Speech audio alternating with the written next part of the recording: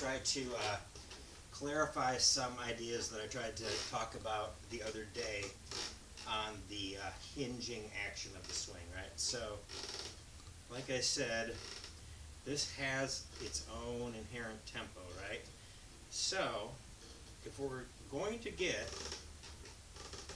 to an impact position that's more like this, and this has its own tempo, how can we ever change that? How can you make it be, if its tempo is like this, how can you go back and it goes through, back and it goes through, and it wants to get there, and you can't fight it, you can't really slow it down, what are you going to do?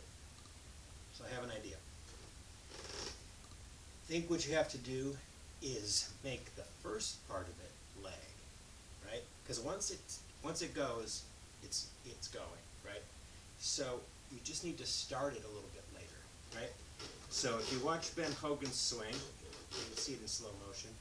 There's a little move that's all, I'm doing a very dramatic version of it, right? But there's a little move like this, and then it goes.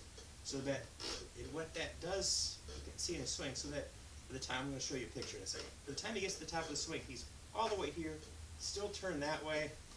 Not a position that any of us can get to, but here's a picture of it. As you can see, his lower body's unwinding or moving all the way forward already. Upper body is totally turned the other way, and he's at the top of his swing, and then from that place, he's going to go all the way through, right?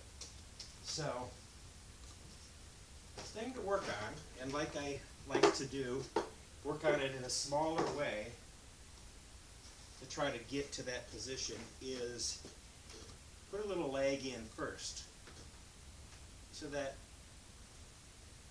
you're already forward, and maybe even doing that by the time this finishes, because you're making it happen just a little bit later. So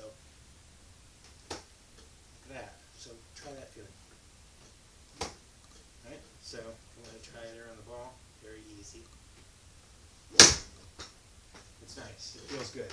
So I don't know where exactly my position are, but I've looked at myself on video, and I get a little bit, a little bit there. I'm not doing anything crazy like that, but I'm also not like that, because I give it a little more time that way. So make your backswing lag, is what I'm suggesting. And then really, you're never, when you do that, the club is trailing my hands, trailing my hands, trailing my hands, and it feels like always trailing my hands, right? It doesn't pass my hands and then come back. It feels like always trailing. It's always trailing my hands, right? So it's a continuous motion, trailing my hands like that. Anyway, give that a try. I think you might find some success with it.